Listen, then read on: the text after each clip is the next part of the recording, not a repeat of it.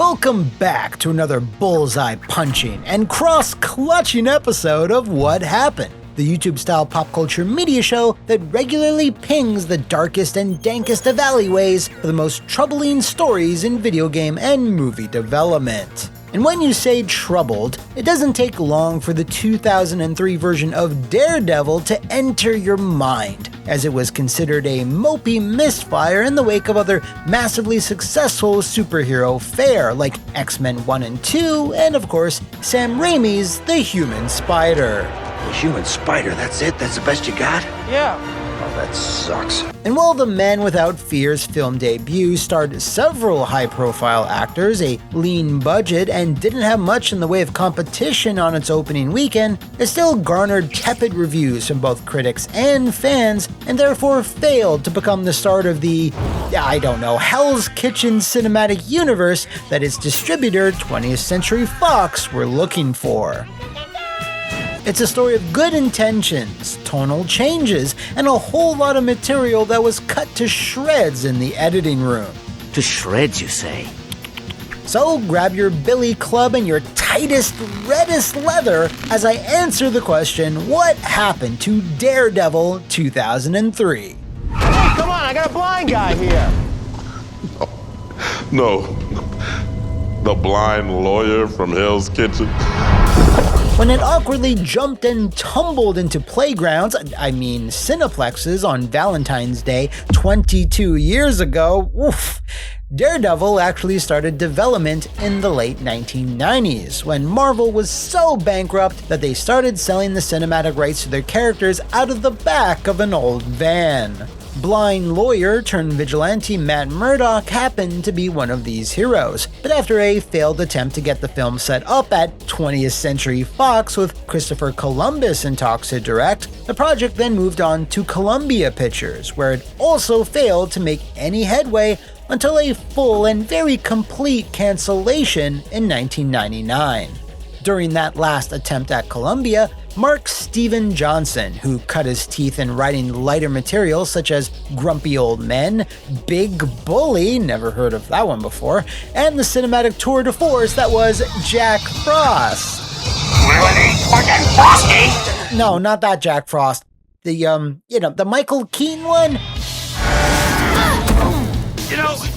Sometimes it's good to have a big butt. That's the one.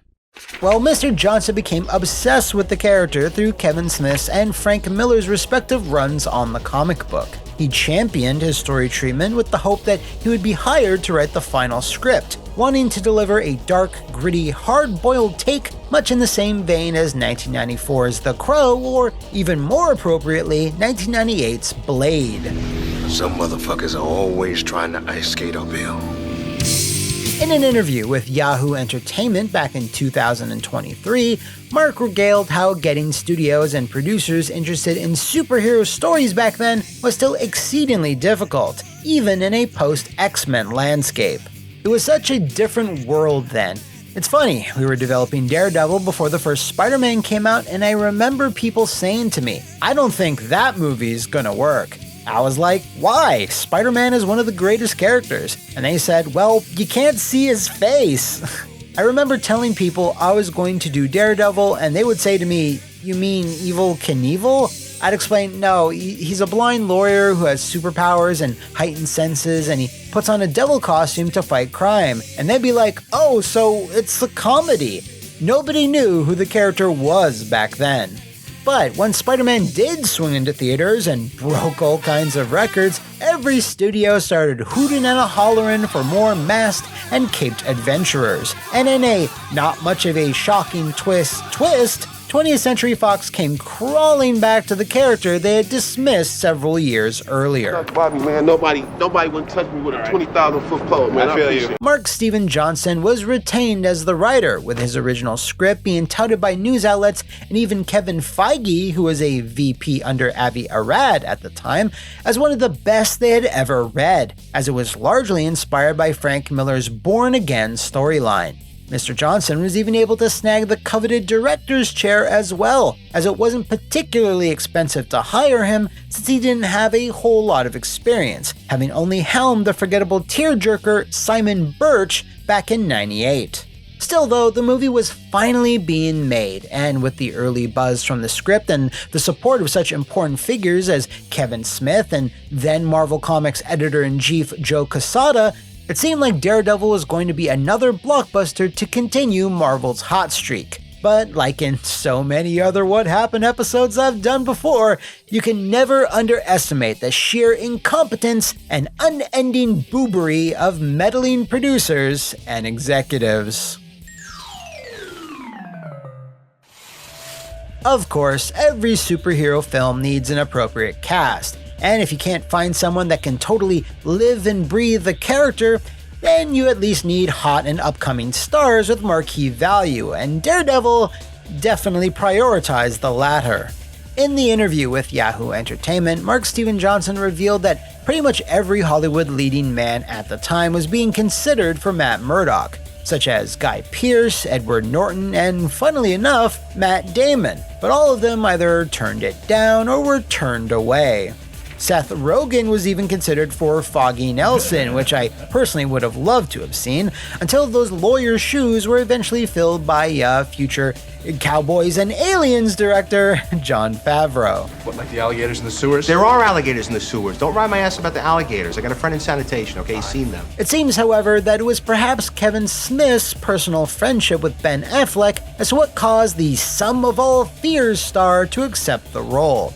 Back then, he was having a very inconsistent run at the box office and was in no less than 3 movies per year in the early 2000s, so for every Armageddon or Pearl Harbor, there was a Reindeer Games or Bounce. But since he had a superhero jaw and name awareness, it was most likely good enough for 20th Century Fox. In fact, Fox producers on the film were reticent that they needed well-known stars to counteract the fact that Daredevil himself wasn't, which led to the casting of Colin Farrell as Bullseye and Jennifer Garner as Elektra. For the role of Kingpin, Mr. Johnson wanted an imposing physical figure and so decided to cast against type with the late great Michael Clarke Duncan, a casting choice that was sadly pretty controversial back then, but one that Mark has always fiercely defended. Somebody always does. Filming began in 2002, but even before the cameras started rolling, 20th Century Fox and Mr. Johnson butted heads on where it would actually shoot. To get an authentic big city feeling, Mark wanted to film in both New York City and a specific area of Los Angeles that would make for a great stand-in for Hell's Kitchen, while Fox, of course, wanted to save money by filming in Vancouver or Montreal. Ben Affleck chimed in on this debate as well, saying he did not want to film in Canada under any circumstances. Yeah, fuck you too, buddy. But this did seem to move the needle a little bit.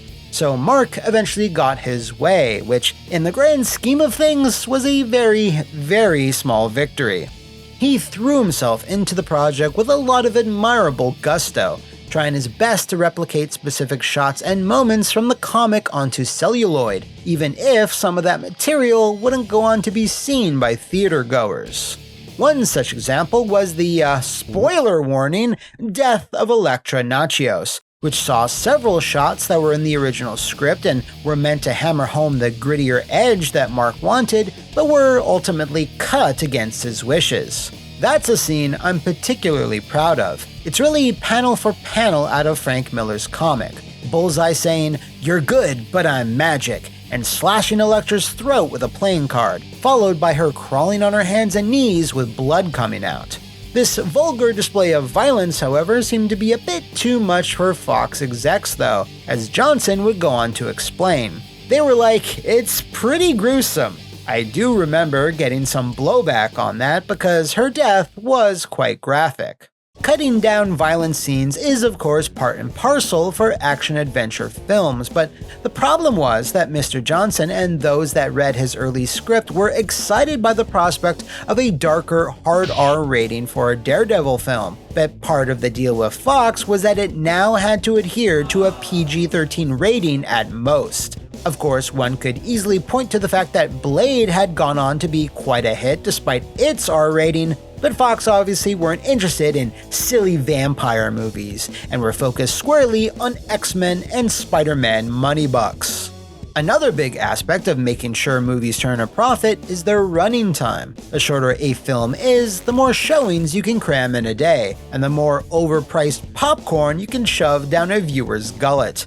Unfortunately, Mark's script, that once again most movie news outlets raved about, would see the biggest impact of this money-making measure, and in many eyes would irreparably damage the final film.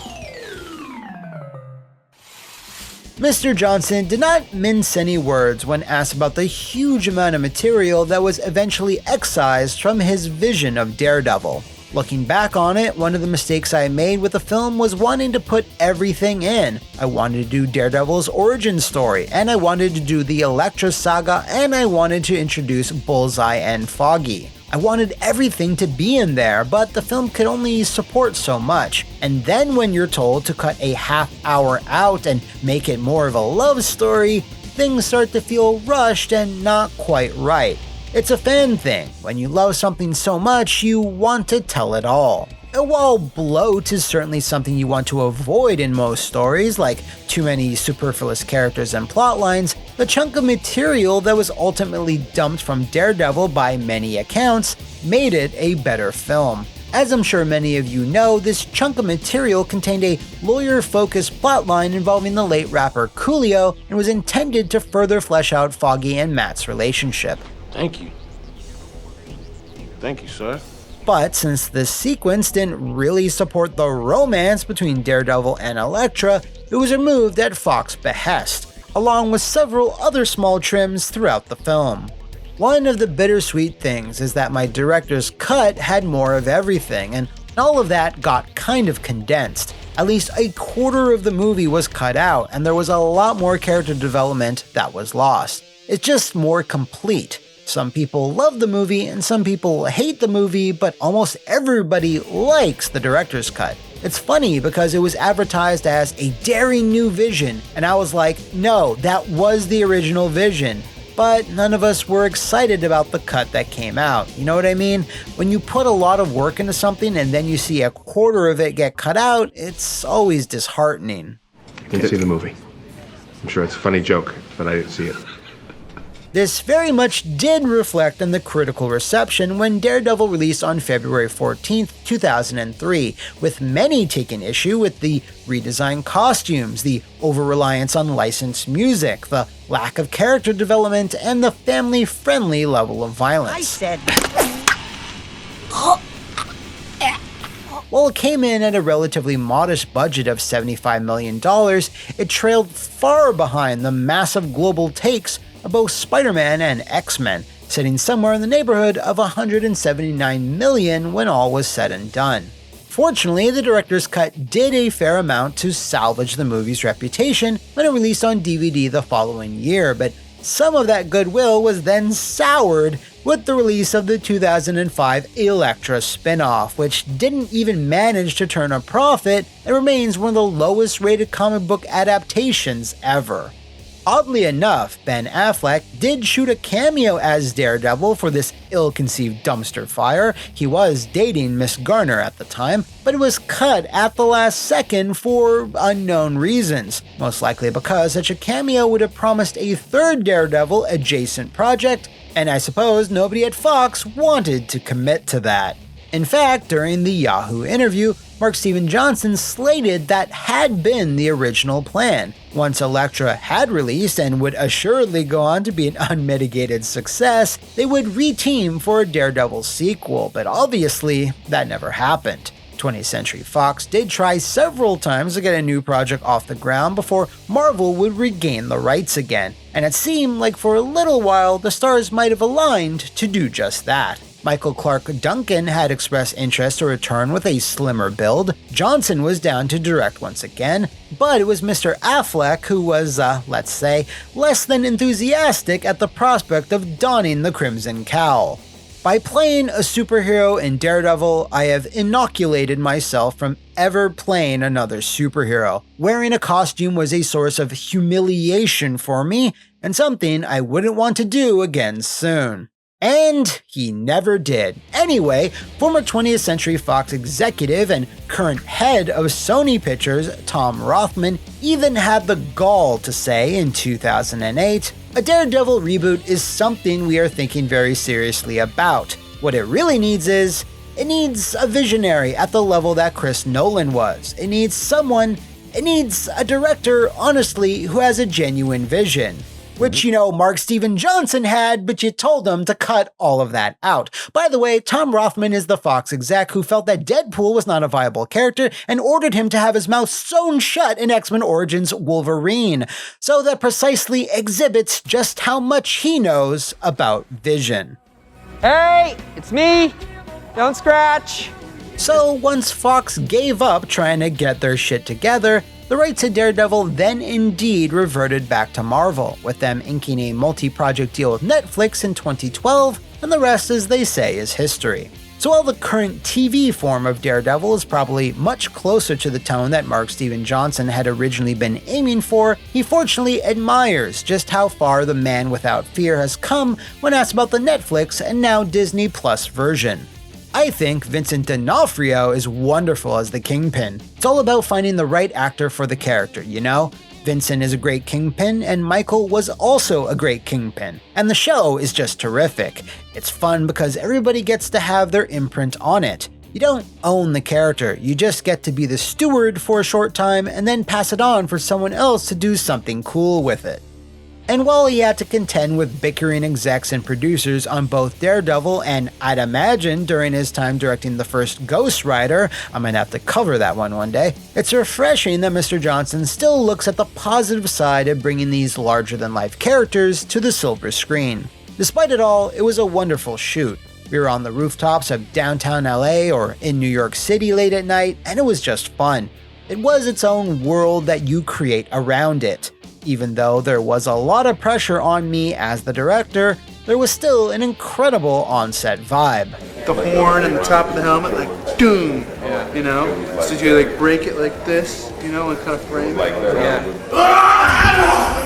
And that's the story of the Devil of Hell's Kitchen's first live-action adaptation. And no, we don't talk about that one. But if you know of any other gripping or gritty tales of development from the video game or movie industries, let me know in the comments below or jump on over to the rooftops of my social media. See you next time, and thanks for watching!